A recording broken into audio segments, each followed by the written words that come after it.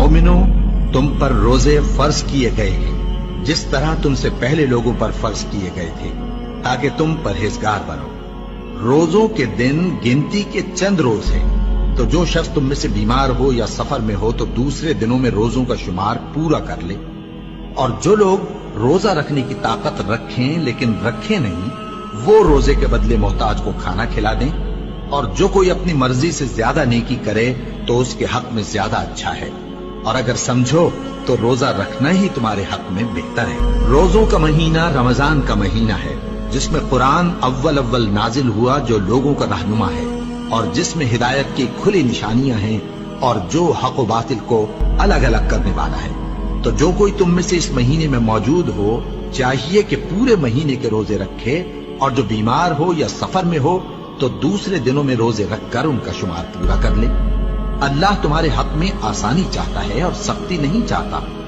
और ये आसानी का हुक्म इसलिए दिया गया है कि तुम रोजों का शुमार पूरा कर लो, और इस एहसान के बदले कि अल्लाह ने तुमको हिदायत बख्शी है, तुम उसको बुजुर्गी से याद करो और उसका शुक्र करो। और ऐ पैगंबर, जब तुमसे मेरे बंदे मेरे बारे में दरियाफ्त करें तो उन्हें मालूम हो कि मैं तो तुम्हारे पास ही हूं।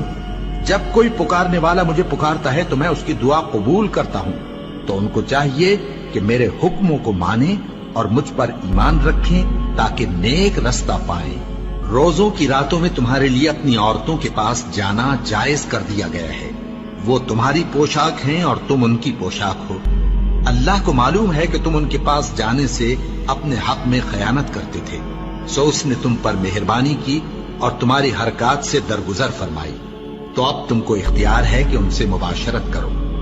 और अल्लाह ने जो चीज तुम्हारे लिए लिख रखी है, यानी औलाद, उसको अल्लाह से तलब करो और खाओ और पियो, यहां तक कि सुबह की सफेद धारी रात की सियाह धारी से अलग नजर आने लगे।